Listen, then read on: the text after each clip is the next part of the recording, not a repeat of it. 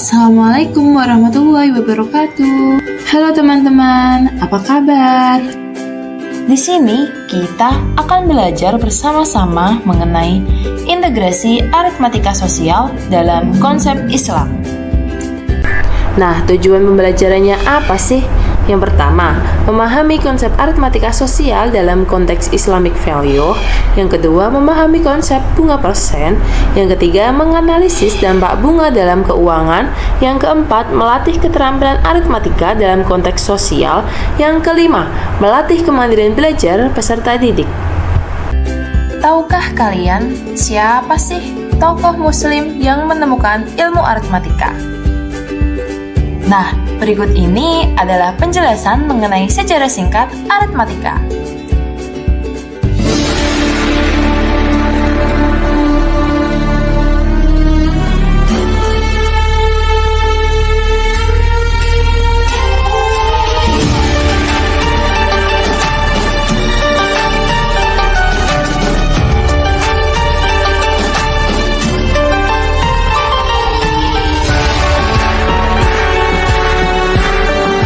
Nah, berikut ini kita akan membahas mengenai biografi Al-Khwarizmi. Al-Khwarizmi merupakan seorang muslim ahli matematika yang lahir pada tahun 780 Masehi. Sebutannya diambil dari nama kota kelahirannya yaitu Khwarizmi, yang berlokasi di Asia Tengah. Sekarang nama Al-Khwarizmi diabadikan sebagai salah satu cabang matematika loh, yaitu Aljabar. Selain itu, Al-Khwarizmi menjadi orang Arab pertama yang menulis tentang aritmatika India. Menurut Roger Crow di dalam Promise the Art Islam, hal itu dilakukan Al-Khwarizmi setelah membayar Sidhanta karya Brahmagupta ke hadapan Khalifah. Nah, kalian pasti sudah sering dengar kata aritmatika. Apa sih aritmatika itu? Nah, aritmatika berasal dari bahasa Yunani yang berarti angka. Dulunya disebut ilmu hitung dan merupakan cabang matematika yang mempelajari operasi dasar bilangan. Al-Khwarizmi membahas aritmatika dalam bukunya yaitu Calculation with Hindu Numerals. Lalu, pentingnya belajar aritmatika itu apa ya? Aritmatika sosial ternyata ilmu yang sangat penting dalam kehidupan kita sehari-hari. Tanpa kita sadari bahwa kita sudah sering menggunakan ilmu aritmatika sosial, yaitu dalam urusan perhitungan uang. Contoh kecilnya nih, yaitu dalam transaksi jual-beli. Nah, kalau kita sadari, itu merupakan ilmu aritmatika juga loh, di mana pedagang akan mendapatkan keuntungan.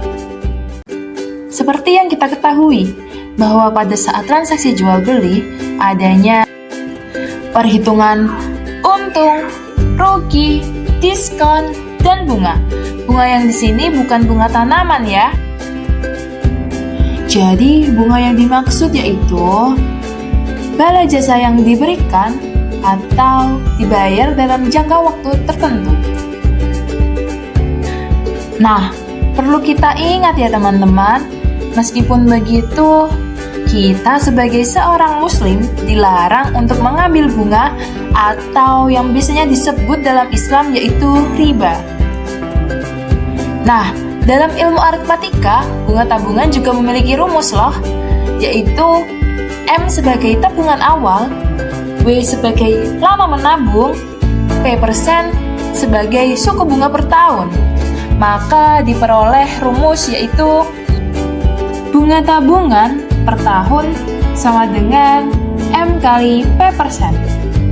Bunga tabungan selama N bulan sama dengan M kali P% dikali N per 12. Kemudian jumlah tabungan keseluruhan sama dengan M ditambah bunga tabungan.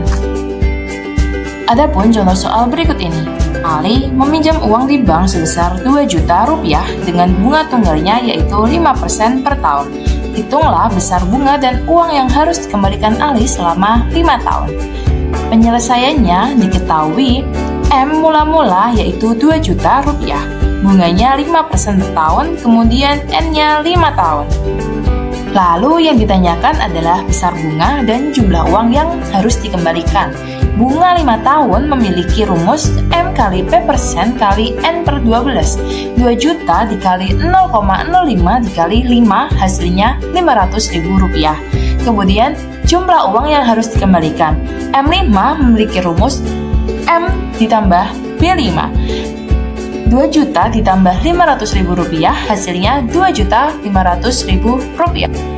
Jadi dapat disimpulkan bahwa uang yang dikembalikan lebih besar dari uang yang dipinjam. Kenapa bisa begitu ya? Apa itu yang dinamakan riba?